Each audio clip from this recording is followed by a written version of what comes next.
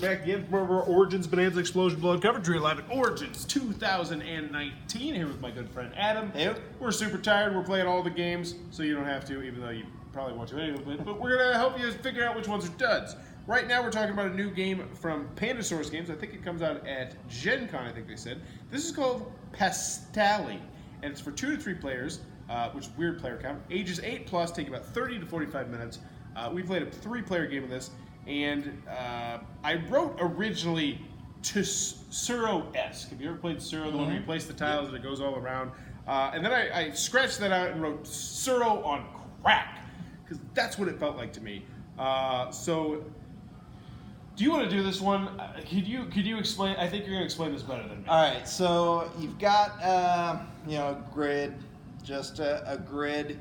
You got these little hexagonal pieces that are stretched hexagons, and you're going to be putting those on the board to create roads. So there's like kind of little strings, roads that run parallel and horizontal across the board. Like it looks like you've got little pips on the side where your blocks are. You have 4 blocks. Do they have to remain on each side? I don't think you really covered that. I don't think you really covered that. So you've got 4 blocks of your color. Everybody has 4 blocks of their color. Around the outside. Around the outside. So you're trying to create the roads that run through as many of these hexagonal pieces as you can get.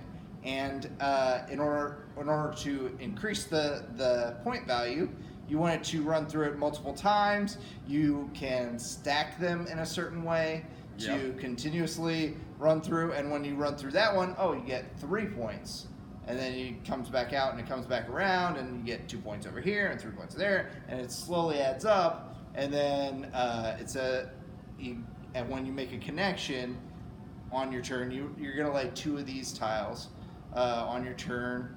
You're gonna check for connections. If you make a connection, you add up how many you ran through. You check a little chart, and it tells you got 6 points, and you move your counter 6 points. It's easy as that. I do want to make one correction. You don't have to play 2 tiles per turn. You also have the action to move your squares around the outside too. Oh, sure. So like if you saw that, like, this is there's a huge thing that goes from my square on the bottom that goes all the way over here, and it's just 2 spaces away. You could just move yours there instead of actually laying the tiles. I thought it was really interesting how you could stack up the tiles, and they have this little tool that would help you kind of put it next to it, so you can see how. A little measuring stick. So it looks, like you could get up to 6, 7, 8, a whole giant stack of these. That would be insane. So I'm gonna let you go first on this because you really done this one. Yeah, I did. So this game could be an analysis paralysis trap. Oh my! You could have somebody that just takes all night and you just quit this game. and I'm not typically one who's prone to AP. Yeah. I mean, you play a lot of games with me. We've played a lot of different types of games. I'm not generally an AP type of person, but I felt it hard in this game, and it did come across because I'm cognizant of I don't want to be that guy who's spending 2 to 3 minutes every turn, and that made me kind of dislike the game a little bit more because I knew I was probably going to lose because, yes, I could sit there and I could have AP and I could really think about how I'm going to do this, but my brain just had a really hard time wrapping around everything. That being said, I still liked the game a good deal. This would be one of those games where I would enjoy playing it, but I know every single time I'm probably just going to lose.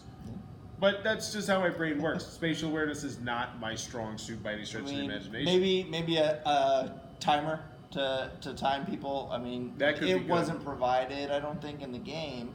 They didn't mention it at all. No. But, a quick timer, you flip it over, you got that long. If you take longer than that, your turn's over, kind of thing. But yeah, I definitely agree with the AP because this is... Especially toward the end, you when can you're min-max close so hard. It's giant stacks, and you're trying to lay 2 tiles to really just change the flow of the game. Yeah, I can definitely see that being a big problem with it.